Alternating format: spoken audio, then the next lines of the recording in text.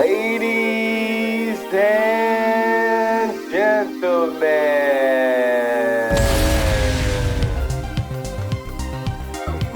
and gentlemen, you're watching GEEKCASTER. Everything sci-fi, fantasy, geek culture, music, tech, and pop culture commentary. Ladies and gentlemen, I am Seven, and we've got Tori.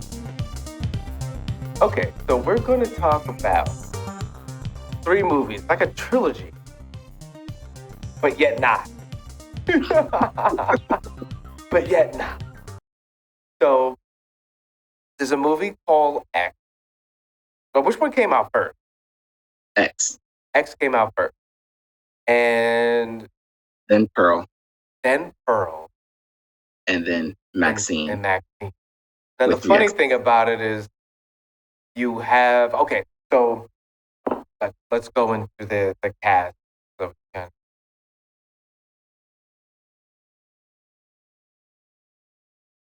mean, there's really only one cast member who played in all 3. It's really a movie about her. Right.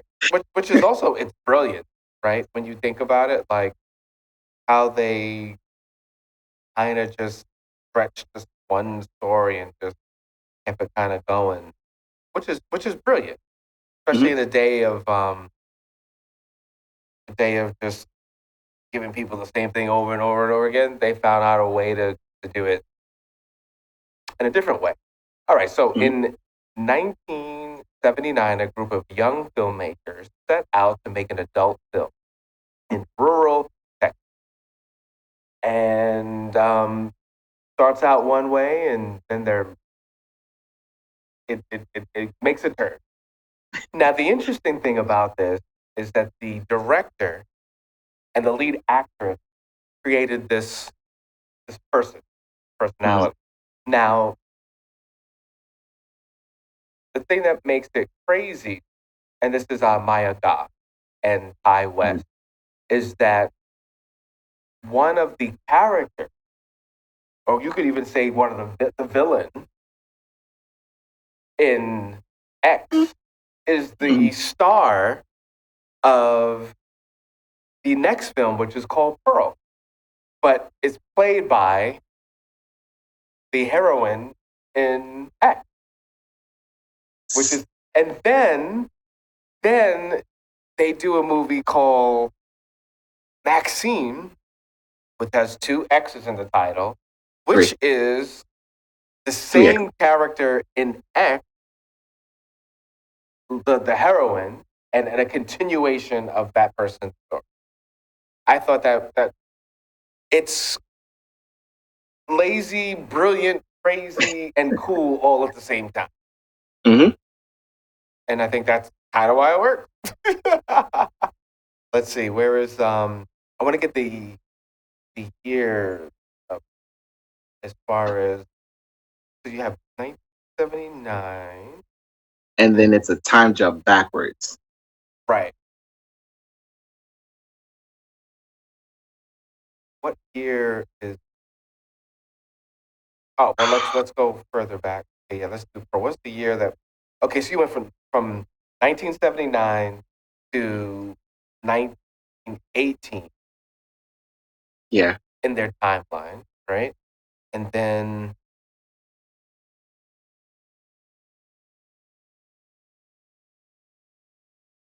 Maxine's supposed to take place in they just said 1980. They didn't commit. Yeah. But it didn't make sense because, all right, never mind. No, go ahead. Go for it. So for Maxine, it didn't make sense to be set in the 80s when they were using 90s technology with the whole live streaming and everything. That was definitely not in the 80s. They used live streaming? I don't remember that. Towards the end. Oh, no. That was like network television. They had... They were live. Oh, no, but they had live... No. They did that. They did a lot of live shows. I thought they were talking about... It wasn't streaming, but it was with TVs and stuff like that. Yeah, you had live signals and live broadcasts. No, he was talking about the internet and everything. Internet didn't come out in the 80s. It came out in the 90s, really, with America Online and stuff like that. Hmm. Now I got to watch that ending again. I don't remember them mentioning the internet. Mm-hmm. Oh, that's. Oh, Yeah, well, you know what? She became. I think that's what they're trying to say. She became famous in the '80s, then became a huge star, yeah, I think that's it. and then she's like, she's made it, and then so. But they didn't. They really shouldn't have went that far to do that. They didn't really have Mm-hmm. to do that. But and it was kind of a thing because historically, I mean, we do have a lot of big names, and they actually mentioned a couple names Mm-hmm. that became that were porn stars that became super famous. Right. So that was I actually mentioned that on one of my trips. Just so I thought that was funny that they did that as well. Um, but anyway, so let's start with X because that came out first. What did you think Mm-hmm. of that film? So I thought the film was brilliant because, well, I don't know if you know this, Kid Cudi, Mm-hmm. who starred in the film, also had a play in the production of the film with his own film company. Um, I thought it came together rather nicely. What do you mean he had a It, play? he started, well, he did a venture of mixing his company with the film company, something like that. I Oh, know, these two. His company worked with the company that did this movie. right. Oh, nice. And so it made sense for him to start in the film because Gotcha. he had taken it. Gotcha. Um, the storyline, it was creative-ish, very predictable. Okay. But, but like you said, the lead actress, Maya Goth, who also played the older lady, Pearl, in the first one, Mhm. I thought that was a nice little touch. And I thought overall it was a decent movie. Now, did she do the same accent in Pearl? Yes. See, that's the thing I think that was off. I really felt like if you're gonna do the whole Southern girl thing, and now you're gonna play a different woman in a that kind of made it weird for me with the Yeah. timeline and stuff because you basically played the same character. It was a blend of her new character and the old character, Pearl. And then when you're Mm, watching Pearl, you're like, wait, is this the same person? I mean, technically it is, but you kind of get lost right, if you were following the storyline. right. So I do like how they. Oh wait a minute. Oh, he is one of the executive producers Hmm. in X. Okay, nice. Well played, sir. Well played, sir. Yeah, I So thought it was nice. yeah, yeah. But I do like the fact that an actress and a director slash a writer helped to develop that character, and I thought that was cool. But that was my biggest gripe. I felt that if he should have played Pearl different, maybe a different accent, role.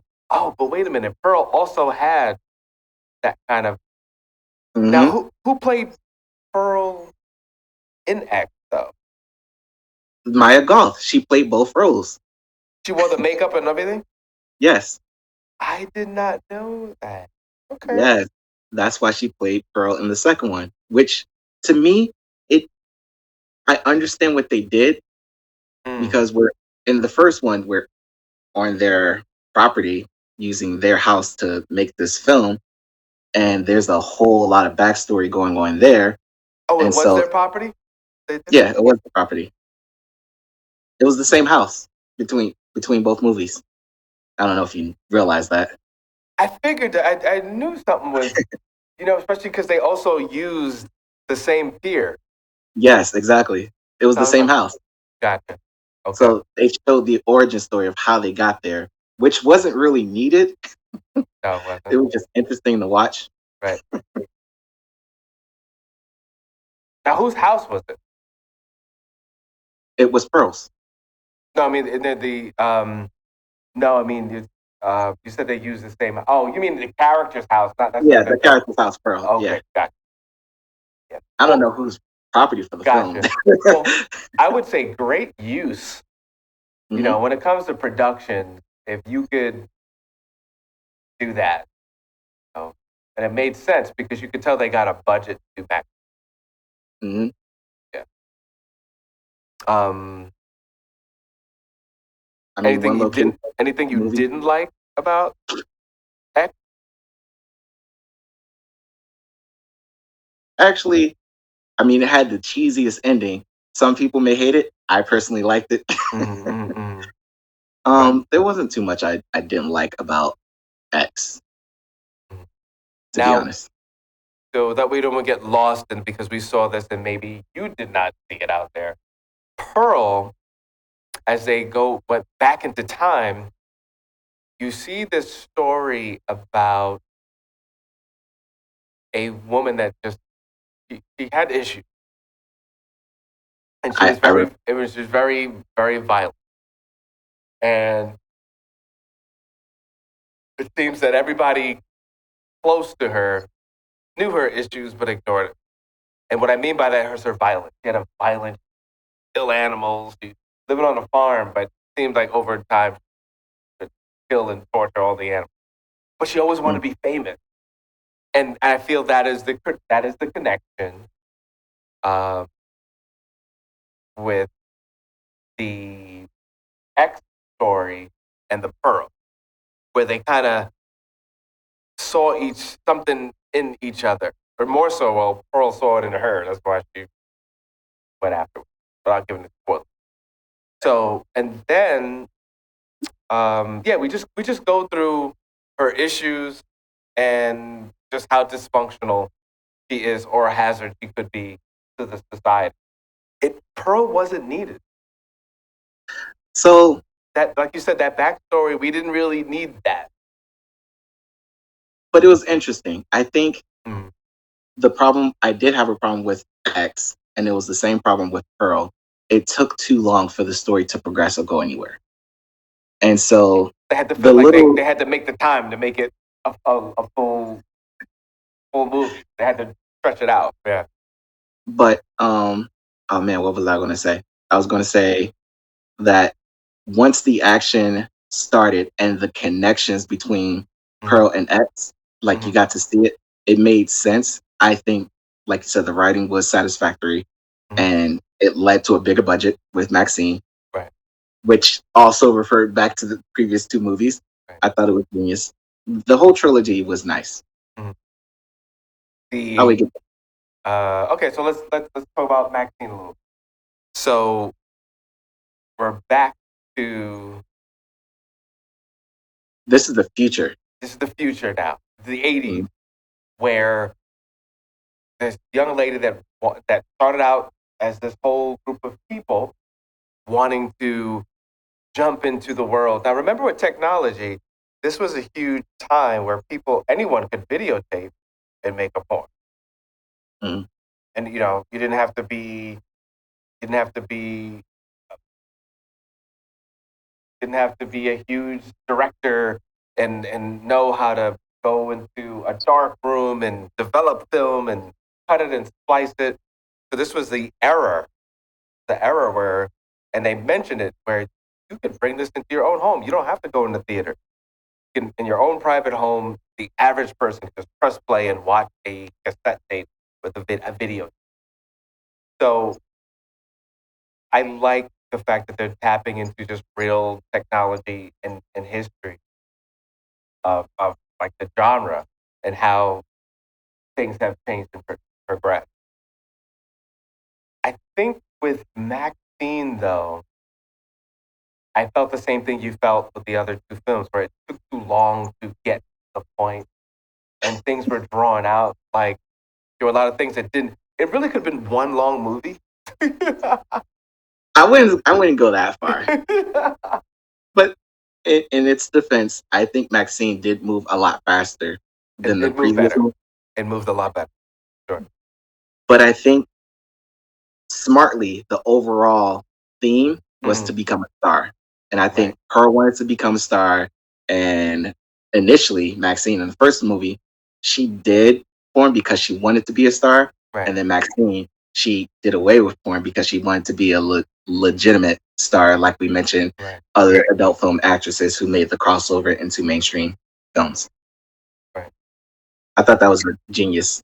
Uh, Yeah. out- Overall, if they sat down and said, "We're gonna this, I hats off as a fellow filmmaker, as a writer. Got to give them props. They achieved it. Whether Mhm. I wouldn't say any of these are Oscar worthy or like the most brilliant thing that you ever seen, but it's good and they did it and I applaud them and I can't wait to see what they do next. I'm really curious. I have a question for you. Yep. Even though we agree this was a great trilogy, Mm-hmm.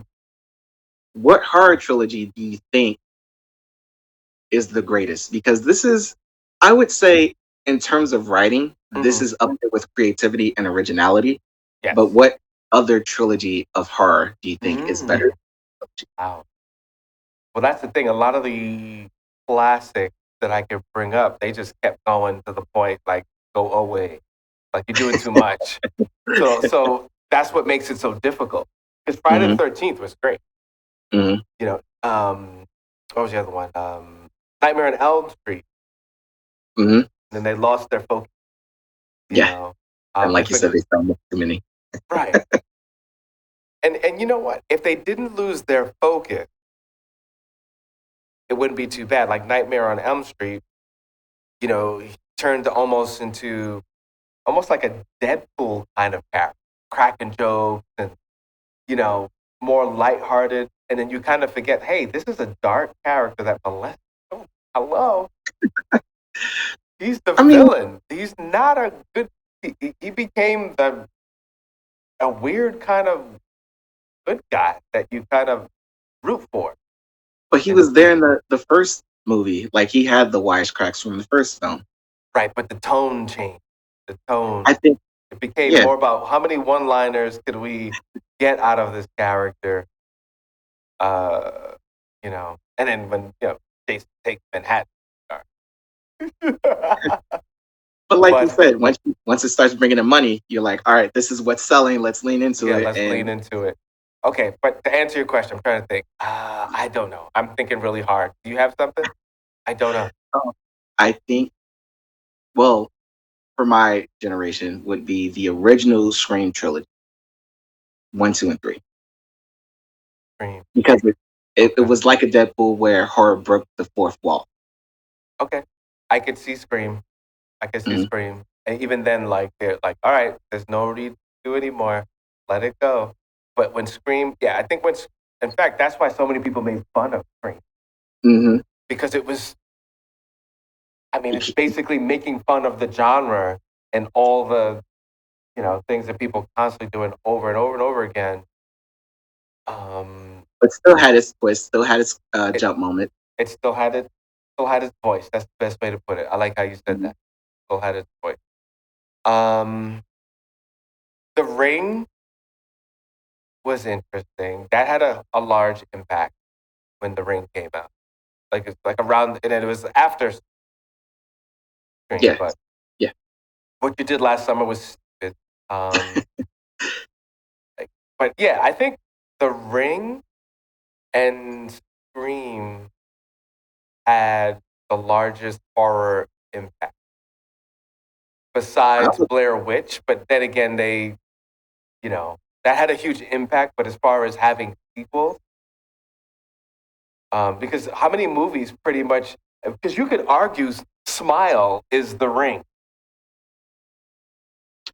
hmm, okay. Pretty much. And there I, were a bunch of movies. One was like, you hear this phone call, yeah. if you watch if you watch this videotape, this is what happens to you. There was another one that was during the time of COVID, where it was on that same kind of, what it was called, but it had that same kind of Ring vibe. But it's hard. It's hard because people didn't stop at three. There really aren't. It's either one great one, or then they just made too many. That's why I said Scream original trilogy. Gotcha. Because I would agree with you with Freddy, the original trilogy, or Halloween the 13th, the original trilogy. Mm-hmm. But yeah, I think my choice would still be Scream. Yeah, I see where you're going with it. It was enjoyable while they were making fun of horror films, while you still jump, and then while you were still trying to figure out what was going on. Not many people could achieve that. That's not easy to do. But now that I'm thinking about it, would X, Pearl, and Maxine be considered horror? It's like barely It's there. barely there, just because it has killing and gore in it. I mean, it's almost more gore than it is horror film. And then technically, can you really say it's a trilogy? I mean, you could argue that it's really not. It's two movies, right? Because X and Maxine, that tells one full story. They just randomly chose another character from that series and expound on that character. Well, I kind of give it the Star Wars effect, where you have this set and then they go back to show you how they got to the first movie. So I would still consider Pearl a part of that trilogy. Okay, I could see that. I could see that argument for sure. And now, like, actually, now thinking back again of how she treated animals and then how they had the guy in the basement. Mm-hmm. Yeah. So it Yeah. had issues. Pearl had issues. I would say disturbingly, Mm-hmm. Pearl was very, very disturbing. But if you like the old school gory jump slasher, Maxine definitely had its moments. Mm-hmm.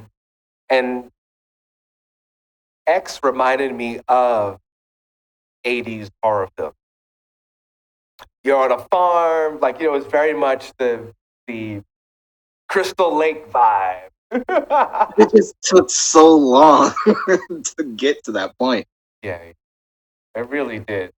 Almost to the point it was uncomfortable how long it took. Yeah. Like, I get it. You want to show some, you know, nudity and sex scenes and, you know, I don't know. Something about it was kind of like,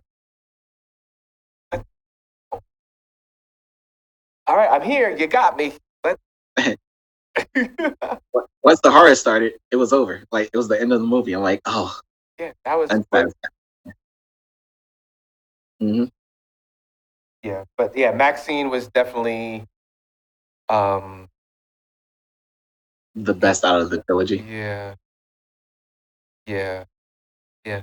As far as storytelling, but I did like Pearl as far as being on the farm and the shots were really good and the costumes were good and you know townsfolk. It was nice to see the townsfolk and the you know the audition. And, so anyway, in short, I would say thumbs up on creativity and originality and really how to stretch the work. I think just from a working standpoint, and they all made money, and it wasn't like it felt like a cash grab, but at least it was a creative cash Mm. grab because we haven't seen this kind of thing. Um, I know this is going to be a hot take, but I think it did what a trilogy is supposed to do, which is get better with every film. X was X. Pearl was way better because you saw the spiral, which was great. right, And then Maxine was a complete film. right. That got a resolve. Yes. Even though near that end it got crazy. It was like, really? This is what we're doing? Really? Oh, that happened? Okay. Fine. It was a great twist. I like the twist. I mean, but you know what? I saw that coming. I didn't. I saw I that didn't. coming. I was like, oh yeah, I saw it. I mean, with the beginnings of both films, it made sense. Mm-hmm. I still didn't see it coming. I would say halfway through the film, I was like, oh, I think I know who the person is that's gunning for her. And I was like, I could be wrong, but I think that would be the most logical twist that most people wouldn't think of. So that's what they did. I tend to do that with movies, like. Mhm. So I was glad I got that right. And I mean, her I'll say it this way because I don't want to ruin it for people. But when she decided to get rid of, I was like, huh? Yeah. Where's your mother and all that? That was my question. That was my question the entire series, but all right. Right. Okay. Yeah. All right, so people, you could watch this. You could Google it, and it is streaming. You could watch all three. Definitely enjoy. Dare to be enjoyed, and let's see what they do next. I hope it's different. I just hope it's something different. Show how talented they are. Because if you could come up with this, I know they can do some interesting things. Yeah. I just pray no more Southern accent, just something different. Though. All right, let's move on. She didn't have the Southern accent in Maxine. I guess that's her normal speaking voice, so. You think it really is? It had to be. Nah. It made sense for the other two movies. It didn't make sense to just do it for the third movie, so. Now you're thinking. Now I'm thinking, yeah. Also, I'm still thinking about, are there any other... Well, you know what? Alien was really good. Aliens. But again, they just did too much. They didn't know. I think, was it the fourth one where Ridley was like died, but they took her genes, and she was part alien and part... No, wasn't that the third? That was annoying. Yeah. That was annoying. And did they find a reason to bring her back again? They did. That was dumb. I don't remember which one that was. But it is true that she allegedly died, right? They took her genes. Yeah. I gotta read all the plots of Alien because again, it was like that's why I'm glad they didn't. As much as I love an act, either keep it open. You got to do it in a way where it just doesn't become like just run out of ideas. They kind of were. Yeah, but this was cool that it was in between. I think more people are going to follow that. I think the writing has gotten better. Mm-hmm. You know, for a long time, the writing sucks. The writing sucks. I think DC, Marvel, these bigger franchises have gotten better with their writing.